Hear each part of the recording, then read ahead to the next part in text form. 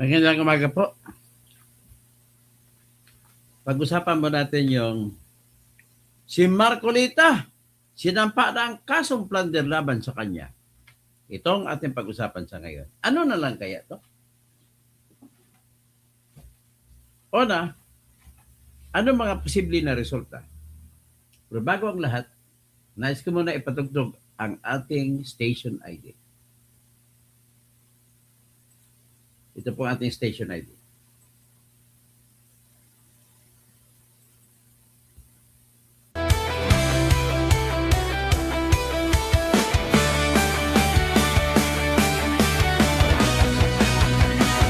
Sa Pilipinas, kilala ang tindi.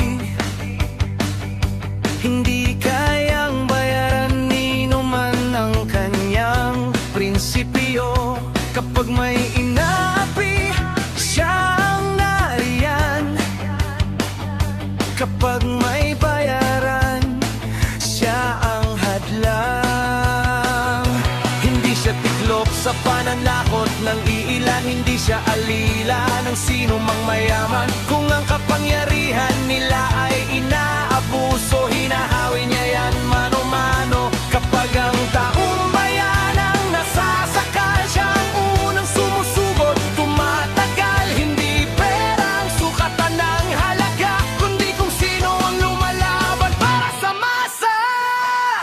Totoo kasing tirador, totoo kasing tirador, kakampi ng naaapi, kalaban ng sakim na mandarambon. Totoo kasing tirador, totoo kasing tirador, hindi kayang bilhin ang puso niyang matibay.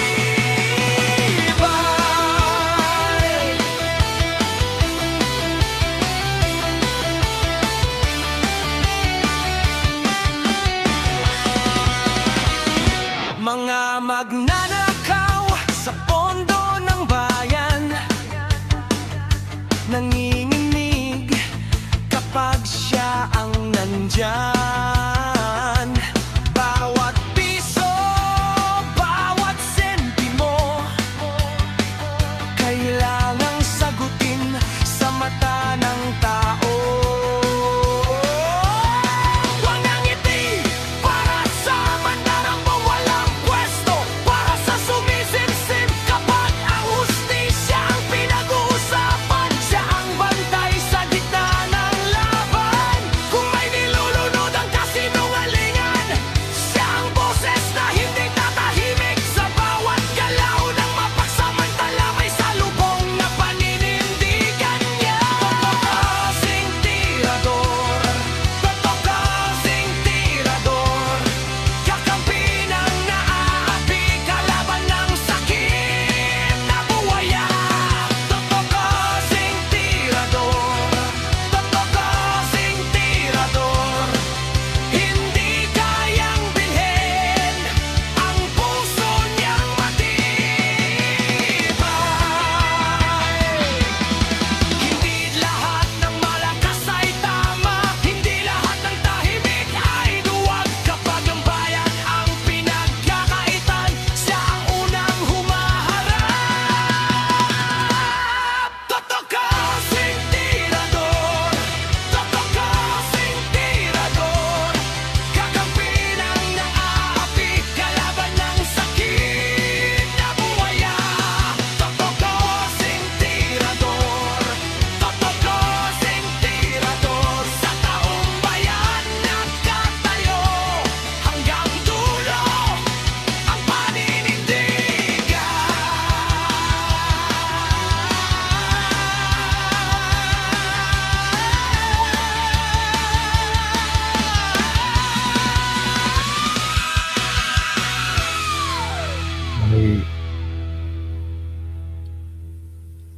Ladies and gentlemen, yan na po yung ano natin.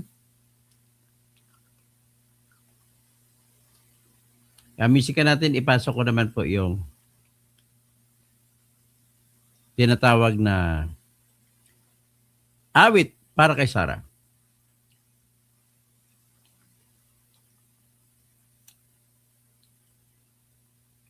Sara, Sara, wala nang iba.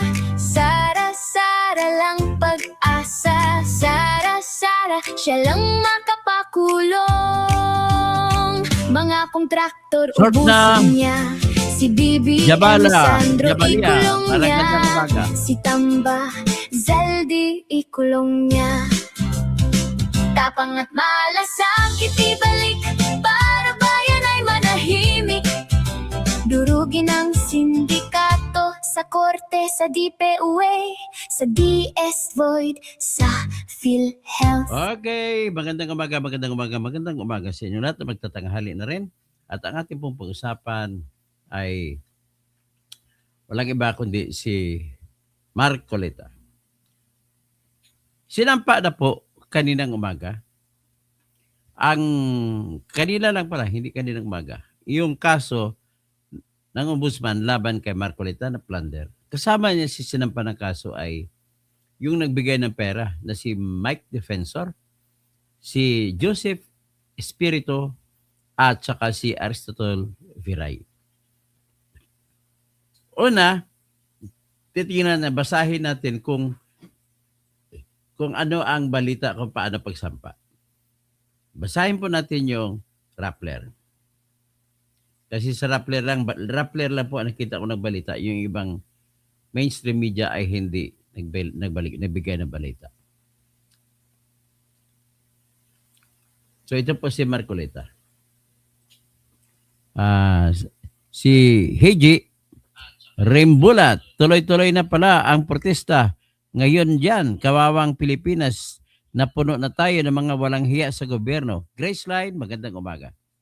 Okay, paki-like lang po, paki-share habang tayo nagli-lecture. So ito po si Marcoleta. Yun ang idol ng bayan. Hindi lang siya idol ng mga kabataan. Yun ang problema dyan. Hindi niya lahat saklaw. Saka hindi niya rin hawak ang bit. Hawak ni Remulla ang bit. Saka ni BBM. Alam mo kung ano ang ginagawa ni Remulla, yan din po ang gusto ni BBM iutos. Kaya nga, sa totoong kwento lang, abusado siya. Yung abuso na yan ay hindi pwede na walang katapusan. Ang lahat ng bagay ay walang forever. Sabi nga ng asin, lahat ng ilog sa dagat patungo. Buksan mo at mararating mo. Kay sarap mabuhay, lalo na't alam mo kung saan papunta. Yun. 'Di ba? Ganda ng musika ng asin. Ang asin na yan, sa nakakaasar lang ang pumatay dyan, tito ko pa. Nasintensya ng tito ko si Attorney Gilberto Catalunya. Pinsan ng aking nanay na si Marianita Catolico Catalunya. Ay ngayon, ay nakamubo na si Uncle Bert Catalunya. Pareha po kaming abogado. Pinasyalan ko pa yan siya doon sa Muntinlupa habang nagipaglaban siya sa kaso niya. So, binabaan ng Court of Appeals ang kulong sa kanya kaya nakalabas siya kagad. Okay? Ito si Rodante Marcoleta ay sinampa na po ng ombudsman kanina ang kaso na plunder laban kay Marcoleta. At ang iba pang kinasuhan ay hindi lang siya kundi si former Representative Mike Defensor, si Mr. Joseph Varias Espiritu, si Aristotle Baluyot Viray. The plunder case against Marcoleta was filed amid the Iglesia ni Cristo days-long demonstrations in Metro Manila. Kumbaga, hindi nauga sa rally ng Iglesia si Crispin, si JC. Alam mo, si JC ay Jesus is Lord. Yun yung, si JC, yan yung Lord ni Joel Villanueva. Para maisalba. Di ba? Maisalba. So ngayon, pumunta siya sa kay JC, Jesus Christ. Ngayon, nakakaso siya sa flood control, pumunta rin siya kay JC. Pero ngayon ang pinunta niya, si Jesus Crispin. Hindi si Jesus Christ. Paputang na to. The INC held the protest immediately after Ombudsman Jesus Crispin Remulla announced on June 29 that his office will file the non-bailable plunder against the INC senator. Marcolita's statement stemmed from an ombudsman complaint over questions on Marcolita's campaign donation. The senator declared a net worth of 51 million in 2025, but spent 112 million for his senatorial campaign.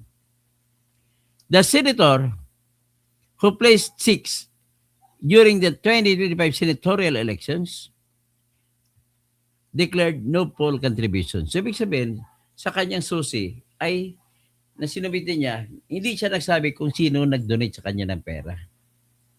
Pero but just the same, he said in his program that he did it purposely kasi request po yun ng tao na nagbigay sa kanya ng pera para gamitin niya.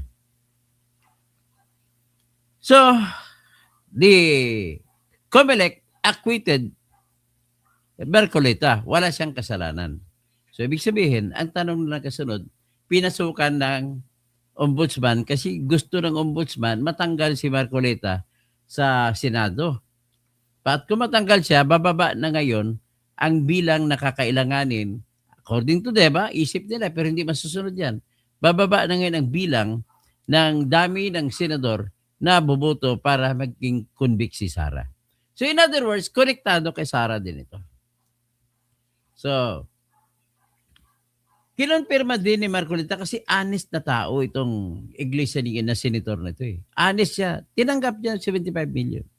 Pero sinabi niya ay nangyari ito ang pagtanggap noong panahon na hindi pa kampanya.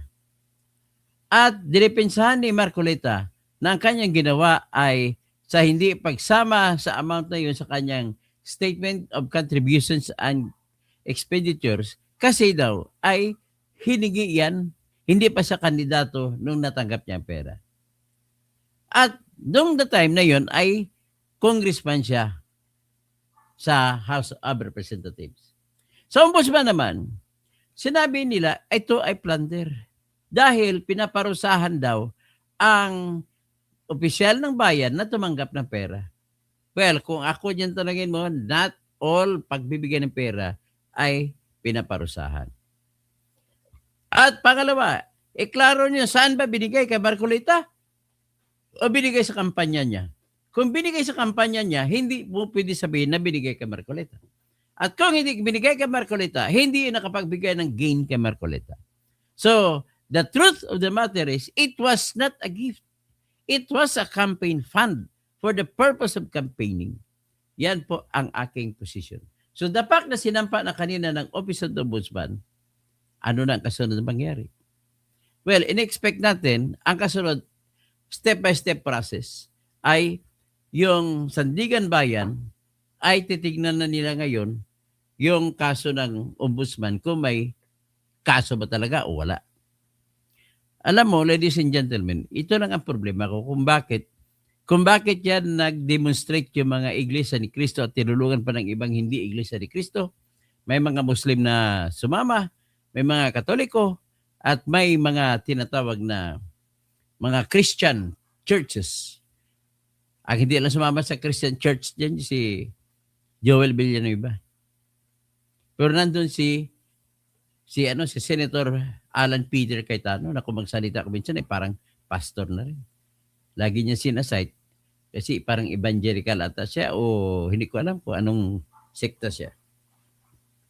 Pero nevertheless, ang naging tanong dito, sapagkat yung pera na tinanggap ni Marcolita ay hindi naman daw para sa kanya, kundi para sa kampanya.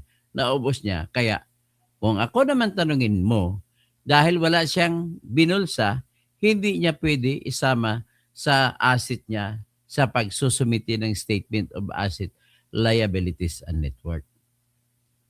Ganun lang ho kasimple yan. Halimbawa, may utang sa'yo ang isang tao, ilista mo ba yan as part of your asset? Tanong, sa mga CPA, may utang, hindi ayaw magbayad. Tinatakbuhan ako.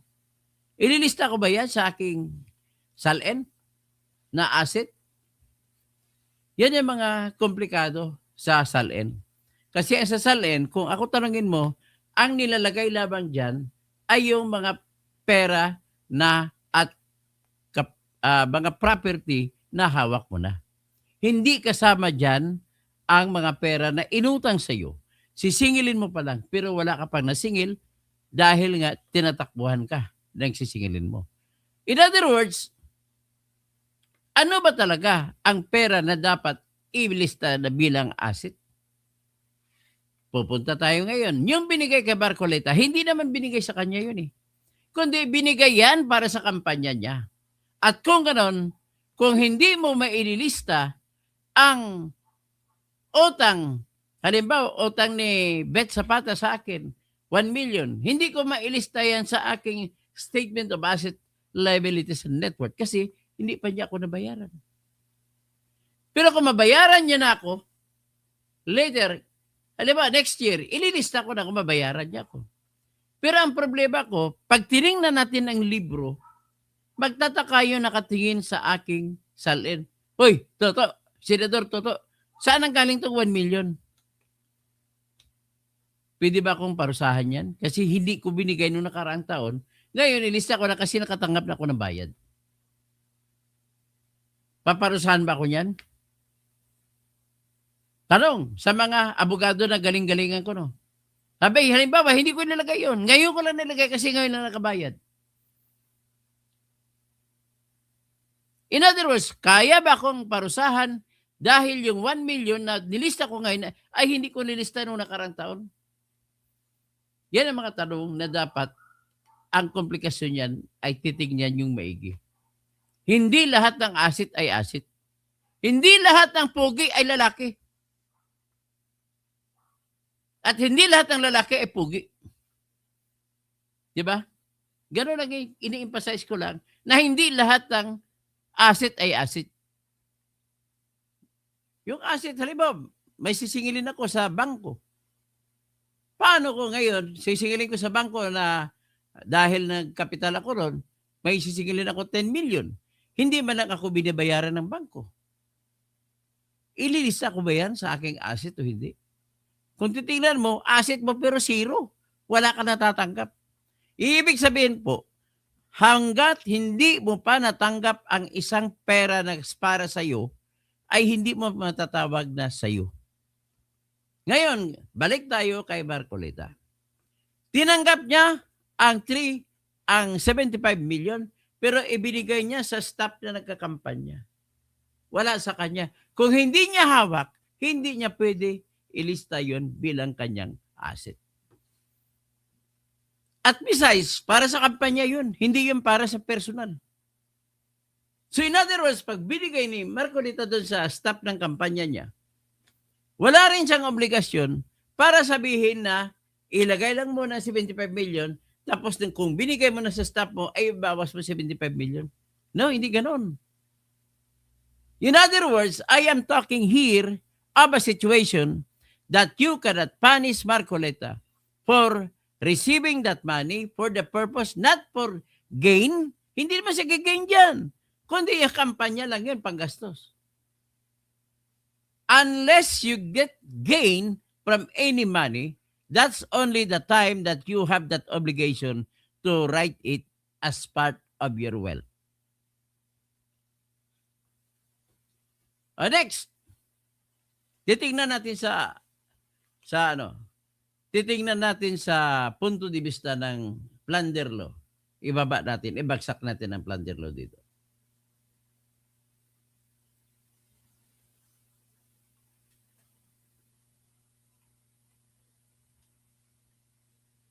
Ito yung plunder law. Titingnan natin kung may kasalanan ba siya na pwede ba siyang kasuhan dahil nakatanggap siya ng pera. Ang batas, himay-himay natin ang batas. At dito ang conclusion natin, ang ginawa lamang ni Marcoleta, ni Remulla, pinahaba niya ang interpretasyon ng batas para lamang makasuhan si Marcoleta. Walang ibang pakay. Ito pong batas. Nabasa niyo ba yan? Republic Act 87080. So, an act defining and penalizing the crime of plunder. So, definition of terms. public officer ay kagaya ng kay Marcolita at saka ibang na-appoint sa gobyerno. At kapag sinabi mo government, kasama yung local government at saka yung national government.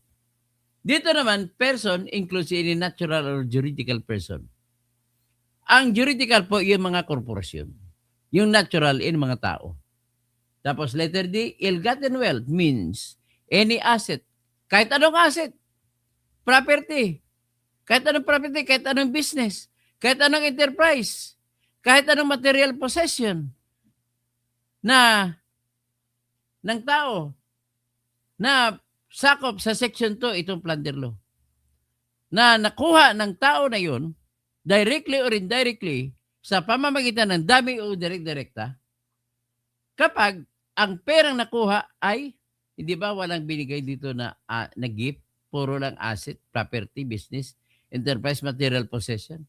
So, kung yan ay nakuha ng tao sa pamamagitan ng krimen na misappropriation.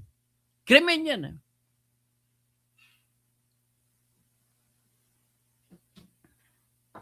Anong misappropriation? Ginamit niya sa hindi sadya na pakay. Yung budget, hawak mo budget. Ngayon, para sa tulay, ginamit mo para sa kalsada. So, bawal yun. At kukuha ka doon. Conversion. Ano naman ang conversion? Maintindihan mo ba yan? Ano? Kakasabi si Raquel, ano ba yung conversion? Ang conversion po ganito. Meron kang hawak na budget. At usually nangyayari ito sa mga military. Yung battalion commander ay pumunta sa bundok. Kasama niya mga tao niya, kasama niya mga 4 na company commanders at saka mga platoon commanders at mga lahat ng sundalo kasama nila. So meron silang budget sa gobyerno na bitbitin nila para pangkain nila kung 1 linggo sila nakamisyon. Ang ginagawa naman ng kanilang boss sa battalion headquarters, halimbawa brigade, imbis na ibigay ang budget dun sa lieutenant colonel na battalion commander, ay andun ang colonel sa bundok. Anong ginagawa?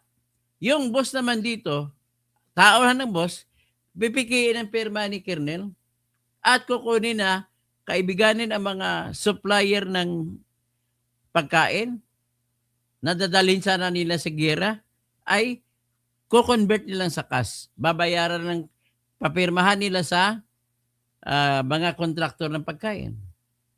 At i-encash nila. Bibigyan nila kontraktor, imbis na, sabi halimbawa, 200,000 ang ulam at kanin na kukunin.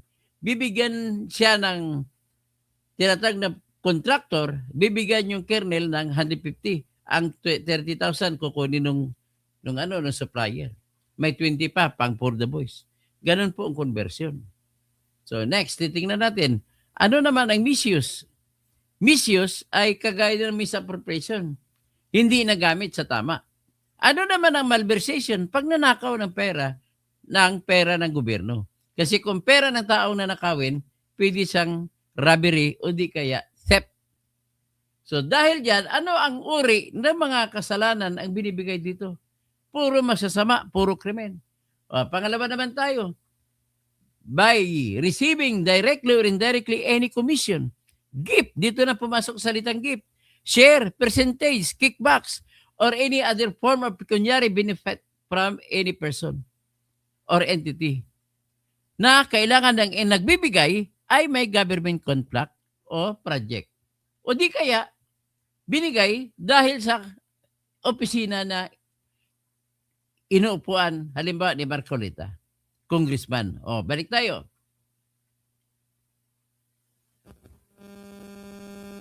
Tingnan mo, ano ang mga uri ng bagay na binabanggit?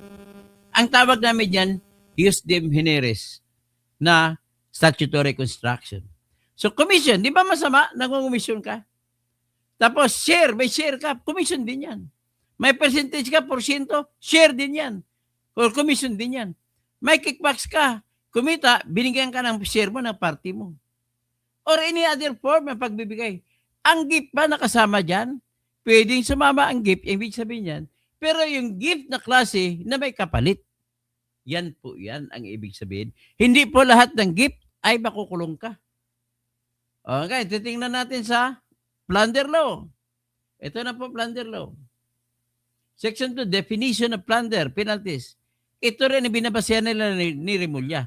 Pero kaya lang, bakit iniba nila ang pag-interpret? Ayan, any public officer, kagaya ko kay Marcolita, na nakaamas o nakatanggap, nagkamal ng maraming salapi. At ang salapi ay ill-gotten. O ill-gotten. Tanong, dito na itatanong. Paano magiging ill-gotten o masama yung pera na natanggap ni Marcolita? Galing kay Mike Defensor, galing kay kay Aristotle Viray, at saka kay Joseph Espiritu. Isang paraan para magiging ill-gotten o masamang pera ang tinanggap ni Marcolita ay kung ang nagbibigay ay sa kanya ay kriminal din at maraming illegal at nanggaling din sa kanilang illegal na negosyo. Ang tanong, illegal ba pinanggalingan ng pera ni Mike Defensor, ni Viray at saka ni Espiritu? Ang tatlo po ay nagbayad pa ng tinatag ng buwis. Kasi sa Pilipinas, ikaw na magreregalo ng pera, ikaw pa magbabayad ng buwis sa pagbibigay ng pera. Nagbayad po sila, meron silang resibo galing sa BIR na nagbayad sila ng kanilang tinatawag na donor's tax. Sino ba nagbibigay ng buwis para sa mga regalo? E di yung nagbigay ng regalo, yan po magbabayad ng buwis. So ngayon, paano mo sasabihin sa masama ng galing ang pera kung nagbabayad ng buwis si Mike Defensor para sa 30 million na binigay? Nagbayad din ng buwis si Joseph Espiritu ng kanyang bigay. Nagbayad din ng buwis si Aristotle Viray ng kanyang binigay na pera.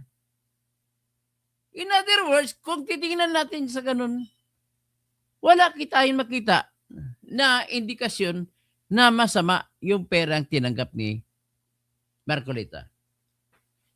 So una, dahil ang pinanggalingan ay malinis na tao, nagbayad pa ng buwis, so malinis din ang natanggap na pera. Next, titignan natin. Kung may pakay, magiging hindi malinis. Very pronounced po. Titignan natin ulit.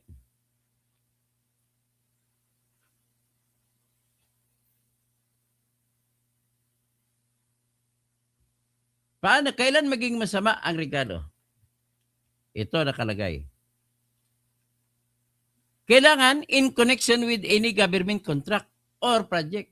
So sa kaso ni Marcolita, may pinag-usapan bang project o kontrata? Klaro po na walang project, walang kontrata. So kung diyan titingnan natin, wala pong masama sa pera. Hindi siya ill-gotten. Titingnan na natin sa punto na isa pa. O dahil lamang sa rason na congressman siya kaya siya binigyan. Ngayon, sino makapagsabi kung ang rason na yan ay siya bang rason kung bakit binigay ang pera? Ang makapagsabi niyan po, yung nagbigay mismo. Sino ba yung nagbigay? Si Mike Defensor, si Joseph Espiritu, at saka si Aristotle Viray. O ngayon, kung yan ang nagbigay, sila na nakakaalam ng pakay, o bakit sinama sila ni Remulla sa kasong plunder? 4 na sila. Hindi ka sila nagreklamo na binagbigay na walan sila ng pera? Anong plunder doon? Ngayon, kung hindi mapatunayan ng ombudsman na may kontrata at project, kakahiya-hiya ang ombudsman. Ibig sabihin, inabuso ni ombudsman ang kanyang kapangyarihan. Ngayon, titingnan naman natin ang rason na congressman si Marcolita. Sa nature of things, naturalmente, Bakit ang isang tao nagbibigay sa isang tao ng malaking pera? Pag-usapan natin ang 30 million, ang 25 million, at saka 20 million. Bakit? Tanungin ko nga si Argo, bakit ka namimigay ng pera? Una, dahil mahal mo siya. Kapatid mo siya, mahal mo kapatid mo. Nanay mo, mahal mo nanay mo. Pinsan mo, mahal mo pinsan mo. Pero ito, hindi po sila magkakamag-anak. Alamin natin kung bakit nagbigay sila.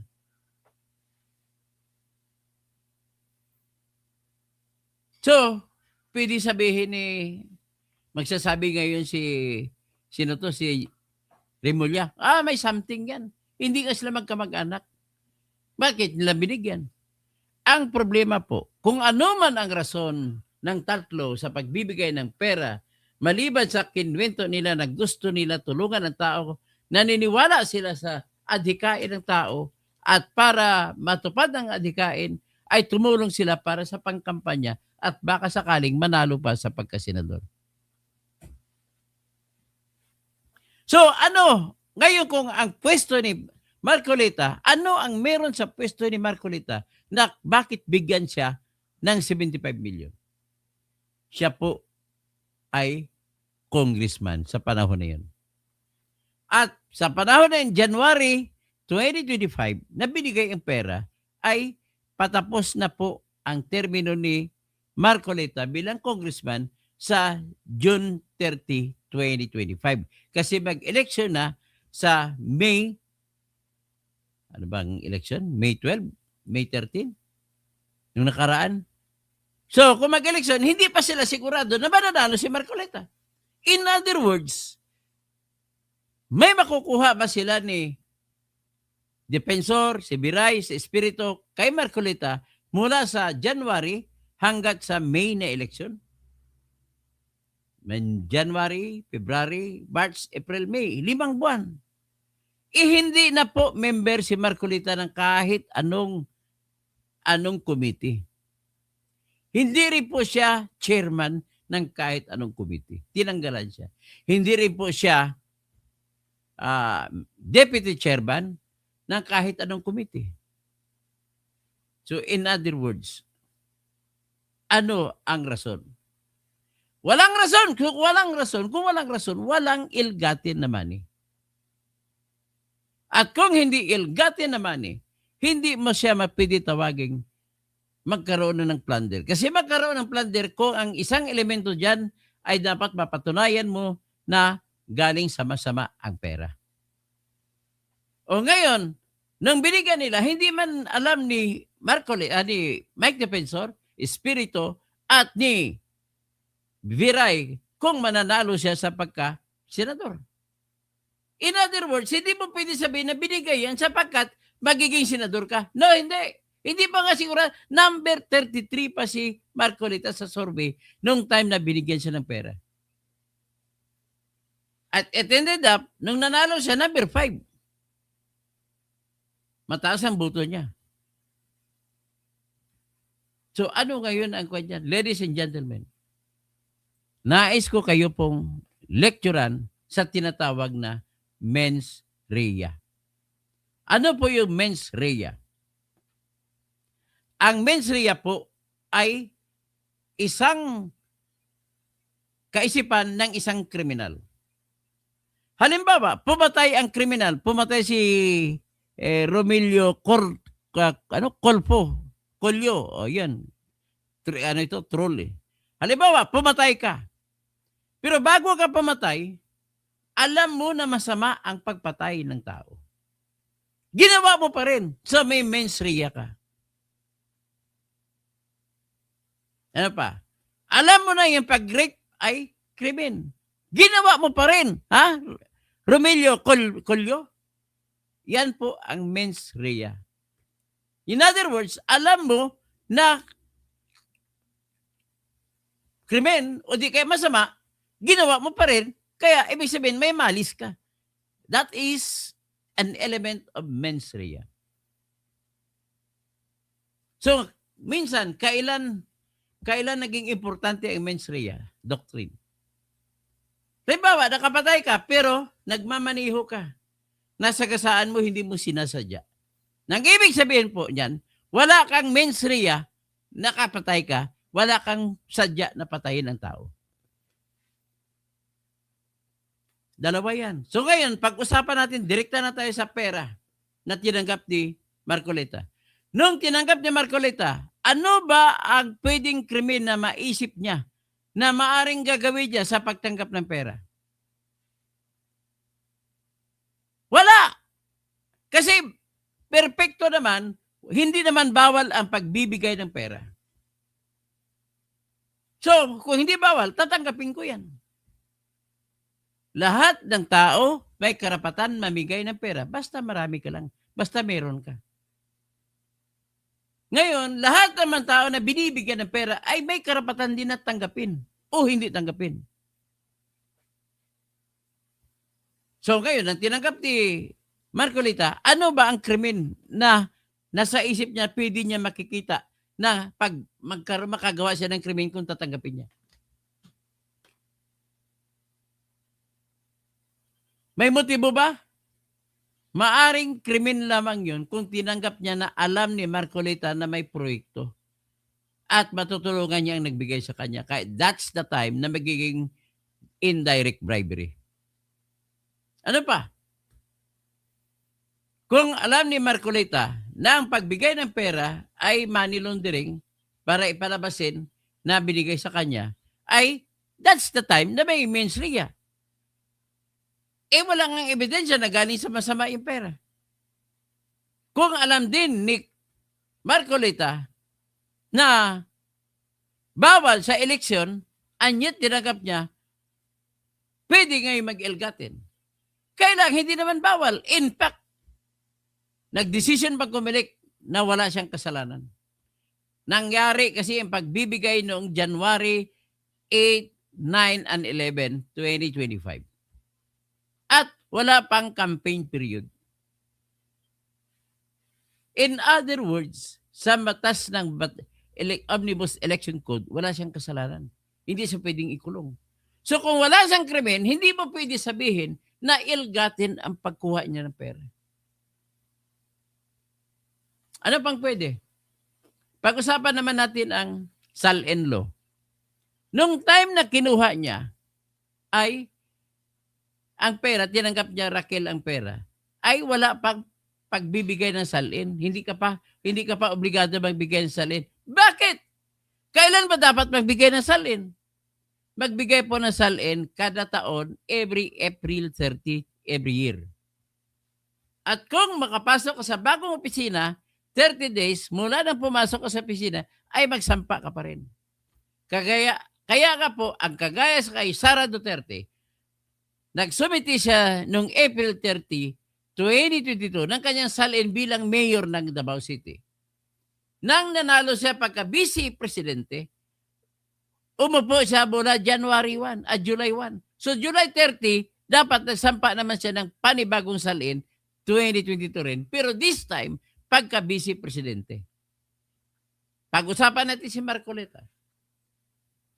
Bago niya tinanggap ang pera, nagbigay siya ng tinatag na salin na April 30, 2025. Kasi January niya natanggap eh. Tanong, dapat ba niyang ilagay yung 75 million? Kung ako, si Marcoleta, hindi ko ilalagay. Bakit? Binigay yan sa kampanya ko eh, hindi sa akin. Ibilalagay ko lang yan kung naging akin. The fact na binigay, ibahin mo po ang personalidad ng campaign at personalidad ng tao.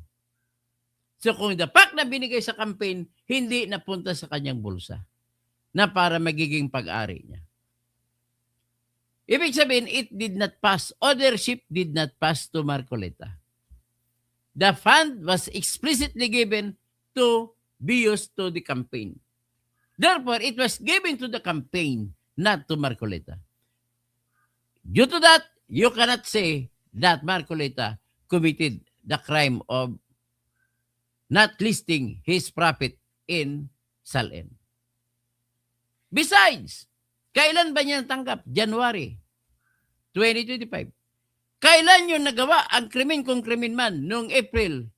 Ibang dates yun. Hindi mo pwede sabihin na yung natanggap niya ay kasama sa paggawa ng krimen sa salin.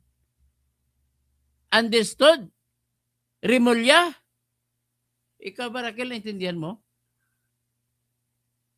May krimen po, may parusa kung hindi mo mailagay ang property mo sa salin. Hindi mo ilista. Ngayon, si Marcolita, pero ang paglalagay mo nun, April 30. Ito naman si Marcolita, yung January 2025, ay natanggap niya, pero hindi niya nilagay kasi natanggap niya, pinagasta niya kagad sa kampanya. Kaya, ginawa niya, ay hindi niya na nilista sa April 30 na salin niya.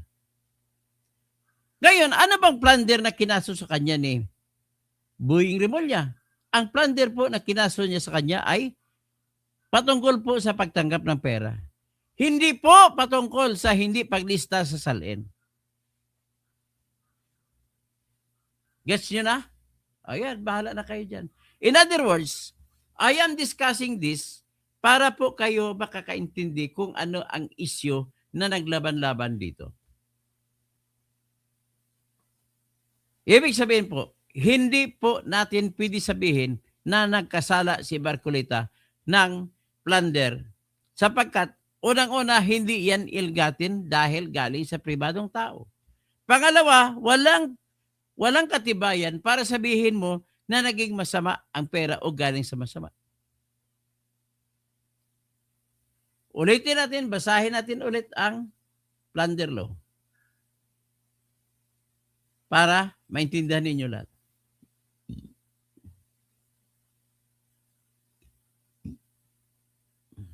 Ayan, plunder law. Nakalagay dito,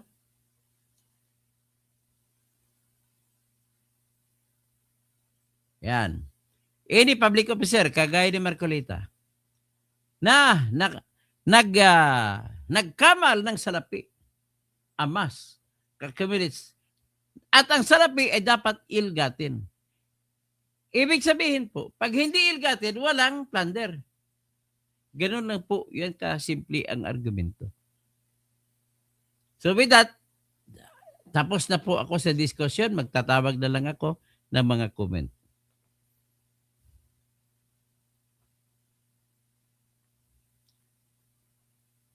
Okay. I hope so, naintindihan na ninyo. So, si Grace Line, si Bernard Magtibay na taga San Joaquin, Iloilo, si Helen Baguio, nakakaiyak ang mga pangyayari sa Pinas. Yan po nangyari. Ikukulong po si Marcolita. Hindi siya magtatago. Sinabi niya na magpapahuli siya. Tapos si Ching Philip pala, hindi Philip. Darating ang araw, backfire lahat na ito kay Rimulya.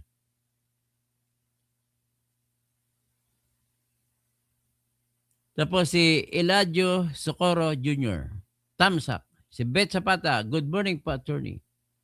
Eladio Jr. Sakara, katuto, pwede ba magsampa sa SC para ibasura gawang kaso ni Boying kay Senator Marcolita? Pwede siya magsampa, pero ang utos ng ating sistema ng batas ay i-explore muna ni Senator Marcolita ang kanyang mga remedyo na pwedeng magagamit sa level ng Sandigan Bayan. At kung maubos na at wala pa rin siya, hindi pa rin makakuha ng kagandahan, ay saka pa lamang siya papayagan na umakyat sa Supreme Court. Next, si Oyo, why for you? Itigil mo yung kagaguhan mo. Ay, huwag ka na magsabi ng kagaguhan, padre. Hindi mo nga alam kung anong kagaguhan o anong hindi kagaguhan sa sitwasyon na ito. Tapos isa naman, Noyal Kansya. Sabi niya, Kel, sayang ka, Toto, naging didilis ka. Hindi po ako didilis, didiis po ako. Hindi po kami kulto. Kami po ay lumalaban para sa prinsipyo, para sa bayan. Kasi ikaw po, Noy Alcancia, ikaw ay kumakapit sa mga maleta ni BBM. sumasamba sa mga puwit ng mga tawag diyan, mga makabayan kuno pero mga NPA naman. At sinasamba mo rin mga dilawan, mga pinklawan na panay naman nagpupuri kay Marcos. Alam mo yun ng loyalista, Kel, ang tawag nila kay Marcos dati, Marcos pa rin! Marcos pa rin! Pero tawag naman mga ng taga-pink, taga-dilaw, Marcos na rin! Marcos na rin! Marcos na rin! Yan kayo. Kakahiya kayo. Inaaresto na si Duterte na walang utos ng korte, ng lokal. Kabastos. May rights of the accused na tinatawag po at hindi nilang respeto ang rights of the accused. Ibal, ano po ang pwede pong gawin para hindi umabuso? Para hindi siya mabuso, kontrahin siya sa inyong sumigaw ko sa inyong Facebook. Sigaw niyo sana, wala kang kwenta. Ikaw ay abusado. Isigaw niyo na mag-resign na lang siya. At ang isa pa na legal, pwede siyang sampahan ng kasong impeachment. Kaya makipag-usap ako sa mga congressmen na mga kakampi ni Marcoleta at dapat pwede pala si Paulo Marcoleta, yung kaanak ni Senator Marcoleta, pwede siya pumirma ng impeachment. Kaya kailangan kumbinsin natin. Pati po si Ligarda Libeste, pwede magpirma. Si Kiko hindi na pwede pumirma, tinanggal na eh. So Bebe Las Vegas, alam din nila mananalo sa korte si Senator Marcoleta, pero gusto lang talaga nila ikulong si Marcoleta para hindi siya makagawa, hindi niya maidepensa, hindi siya makapag-judge sa kaso ng impeachment laban kay Sara Duterte. Kay Kumaro, good day po, Sir Toto Kausing. Si Junil Liaguador, gusto talaga subukan ni Boying ang ANC. Makikita niya ang resulta sa ginagawa niyang pagkinulong na nila si Marcoleta. Happy Dayukay. Dapat hindi Jesus ang pangalan ni Boying, demonyo. Yang ombudsman si Lucifer yan. Dapat pangalan niya ay Judas Remulla. Saka Lucifer. Ching Philip, Attorney Toto, going downhill na ata ang utak ni Remulla. Talaga bang lawyer siya o baka hindi, abogado yan. Ginagamit lang pagiging abogado niya sa sinisilbihan niya si Bongbong Marcos. Ganun po yun. Tapos Rolly Apura, batas ng bangag ang nasusunod. Ngayon, ibig sabihin, bend the law. Mine. Tapos Erwin Philip de la Cruz. Meaning po, di tama ang ikakaso kay Senator Marcoleta. Tama po kayo. Jerome Julas, talagang itinuloy pa din. Kahit maluktot ang kaso, talagang gusto ng gulo. Yung hindi pa nakakasuhan, madami ng tao, now pa kayang tinuloy, iba na ang usapan na yan. Galit na ang kasunod niyan. Grabe selective justice. Ganun pa, Argo. At tapos, prinsesa, baka gustuhin na lang mamatay sa dami ng kaso ni Remulla. Time will come, bend the law. Dapat disbursement na si ombudsman. Romel Orculio, anong nangyari sa iyo, Toto? Kasing dati kang abogado, ba't hindi mo alam ang plunder law? Alam ko po, pinapaliwanag ko nga sa yung plunder law eh. Ang hindi alam, inaabuso ninyo, ikaw naman, wag ka magpakabubo. Ba't naniniwala ka kay Remulla? Mga mali po sila. Ha? Pakiisap lang Romel Orculio kung ayaw man sa akin, dapat alamin mo naman kung ano ang plunder law. Argo, advokasya host. Naniwala sila sa advokasya ni Marcoleta. Romel Orculio, paki-google. Ay puta, paki-google. Ikaw mag-google kasi kabisado ko yan. Kasi bubo ka, ikaw na mag-google. Ha? Romel Orculio. Good afternoon, Attorney Engineer. Toto Kausing, kaya natin to. Romel Orculio ulit, dati ka kabog. Ay, wag mo ka na ulit pa, hindi ko nabasahin. Yung pinagsasabi mo rito. Magandang hapon, sabi naman ni Maria Alexandria Tugas. Andre Casinillo, breaking news, Pitbull arrested. Sino ba yung Pitbull? Romel Orculio, November, hawak na ni PBBM ang Supreme Court. Hawak ka ni PBBM. Napapahawak naman Supreme Court. So, Andre Casinillo, breaking news, Pitbull arrested. Kalbo, pwede bang tumanggap ng isang seated congressman? Ano seated congressman? 75 billion? Bakit inaresto na ba si Kwan? Si Remulla? O si Kwan? Si Marcoleta?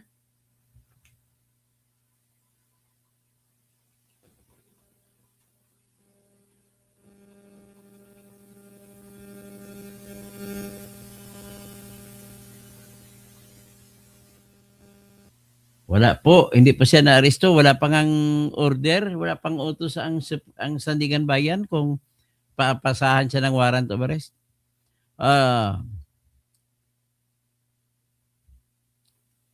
Galit ka lang kay Duterte, Romel Orcolio. Huwag ka po ganun. Galit ka sa tao. Dapat galit ka sa mga naglalabag ng batas. Makin Italiano, ano bang problema mo, Kalbo? Ay, isa pa ito. Ba't puro kayo galit? Kalbo, lawyer ka ba? Opo, lawyer ako, na-dispar lang. Ben Reclamador. Tapos MC in Italiano. Nagmamarunong ka pa naman. Ay, marunong po ako, matalino po ako. Mas matalino pa ako kay Buying. Yan ang katotoo. Andre Casinillo. Kalbo, hindi dapat tumanggap ng pera. Ay, mali ka. Mali po yan, Andre Casinillo. At bakit babae ang profile mo? Ben Reclamador, good job, Buying. Hindi ka nagpapatinag. Bad job po yan, Ben Reclamador. The problem with you, Ben Reclamador, is you always speak without knowledge of the law. So, Andre Casinillo, Kalbo, bakit ka na-dispar? Na-dispar po ako dahil nag-post po ako sa Facebook ng aking kaso na sinampa laban sa congressman na kurap. Okay? At ang kasalanan ko raw, bakit ko pinost sa Facebook? Ganun po yun. Okay? Naintindihan mo na? So wala po yung kinalaman sa aking pagiging abogado kung ako ay matalino o hindi. Yung pagka-dispar po, nais kong i-anunso sa inyo na pinapasagot na rin ng Supreme Court ang mga Comelec abogado na mga abogado ng Comelec na nag-noisan sa aking candidate. Okay? Sa sunod, ikwa ko yan.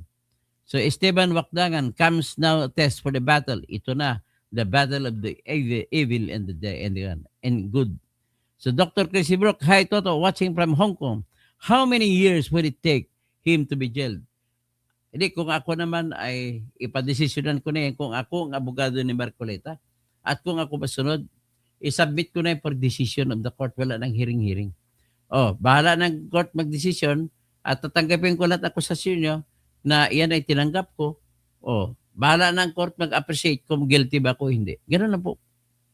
So, Norberto, iyan ang punto mo na paano ka pa mag-explore kung nasa kulungan ka. Precisely that is my dilemma when I am thinking of proposing to the Supreme Court na bago isampa ang mga kasong non-bailable, ay i-require muna ng Supreme Court ang fiscal na magpatunay na mayroon siyang strong evidence. Okay? Dr. Toto, politika lang po ang lahat ng ito. Ayaw nilang may Duterte na maupo ulit. Tama po kayo, Norberto Nicolas Jr. Tirang bahala. Host, pakipaliwanag nga yung donation. Paano naging plunder? Pinaliwanag ko na po kanina na hindi pwede maging plunder basta kay ang pagbibigay ng pera po ay walang kaakibat na motibo na magkaroon ng proyekto. Motibo na magkaroon ng kontrata. Adi kaya galing po sa masama ang pera. Galing sa Pogo, halimbawa. Ganun po yun. Ang importante dyan ay hindi mapatinag. Ay, gusto ko matanggal si Boying Ramilla, Ben Reclamador. He is abusing the law. Ganun na po. Ivan Serbo, maayong hapon sa inyo, tiradura sanda. Ngayon, si Romel Orcolio, pikon ka, Toto. Hindi pa ako pikon. Nagsasabi lang ako ng totoo na ikaw ay walang alam. Wala na pong batas sa Pilipinas, sabi ni AFP, para sa konstitusyon. Si Tomas Esplana, gandang tanghali sa iyo, Tony Toto. Andre Casinillo, puro kamangmangan, mga analysis. Ay, hindi po kamangmangan yan. Doctor of Jurisprudence pa ako. Bago mo ako masabi na mangmang, magpakita ka muna ng katibayan na mas marami kang nalalaman sa akin. Sino pang iba? Thomas Esplana, nabasa ko na. Red Guy, Whiter, Phoebe. Kita na pala. Ano pang depensa na gusto nyo? Antay na lang natin ang desisyon ng Sandigan Bayan. Andyan yan. Pero naniniwala po ako na himay-mayin ng tudo ng Sandigan Bayan ang kasong sinampa ni Boying Remulla. at naniniwala po ako na ibabasura ng Sandigan Bayan. So Raimundo Imprugo, watching from Canberra, Australia. Diin ang direksyon sang sige nila rally and direksyon na is to demand justice. At let us see what happens next. Rojap, totoo, ayaw. At di ka magpapa-apekto sa haters. Okay po. Si Al Orestes Lacona. Kung matalino ka, kalbo, pangit. Grabe naman ito. Nilalait-lait mo. Pangit na nga ako, nilalait mo pa ako. Ano naman ang tawag natin sa tao na nalait, nakikinig sa pinapangit na kanyang nilalait? Romel Orcolio. Sino pa? Dutae daw ako. Dami ka. Joseph Kabatuan. Tambaluslos. Kaman na abogado. Ay, hindi pa ako tambaluslos. King Philip, praying for attorney nga ma-reinstate ka. Maraming salamat po. Si Johnny Haniperer, buang na mga trolls. Yun, nagalit siya sa trolls. Maraming salamat po. At let us give Sandigan Bayan a chance to prove. Kasi ang position ko rito po, wala pong plunder dahil ang perang tinanggap ni Marcoleta ay hindi naman masama. Ang nagbigay ng pera ay nagbayad pa po ng tax sa donor's tax. Ibig sabihin po, may inosente na sila. Inosente sila at sa pagbibigay ng pera, ibig sabihin po ay hindi masama galing ang pera. So kung hindi masama, titingnan mo sa aspeto na para saan ba ang pera? May proyekto bang kukunin ang nagbigay ng regalo ng pera? Wala. Kasi patapos na si congressman. May na lang, hindi na sa congressman kasi matatalo siya o mananalo siya pagka-senador, lilipat na siya pagka-senado. Ngayon, hindi pa siya sigurado maging senador, kaya walang basihan para sabihin mo na namigay sila ni Mike Defensor para sila ay mabigyan ng biyaya kung senador na si Marcoleta. Ano pa? So, sinabi ko kanina, kung tinanggap niyang pera ay para pang kampanya, ibig sabihin po, hindi napunta sa kanyang bulsa ni Marcoleta ang pera. At kung ganoon, wala siyang gain. Kung wala siyang gain, excuse na siya na hindi niya na ilalagay as part of his assets sa SALN. Okay? Ano pa bang iba? Wala na akong ibang nakita pa na pwede mo sabihin na nagkamali si Marcoleta. Maraming salamat po. Sana naintindihan ninyo ang paliwanag kung ano ang batas at kung ano ang dapat pagtingin sa sitwasyon na yan. Ang problema lamang po kay Boying Rimulya, pinit niyang iniinat ang batas na para masaklaw si Marcoleta. Yan lamang po. Tingnan natin kung anong reaksyon ng Iglesia ni Cristo. Kasi kahapon, nagsabi Iglesia ni Cristo, tapos na tayo sa rally. So, in-expect nila, baka siguro, aayos ang sitwasyon. Ngayon, talagang tinuloy. Sinubukan talaga ni Rimulya ang Iglesia ni Cristo. Well, bahala ka. Panahon na para matigil na ang mga politiko ng mga Rimulya sa Cavite. Maraming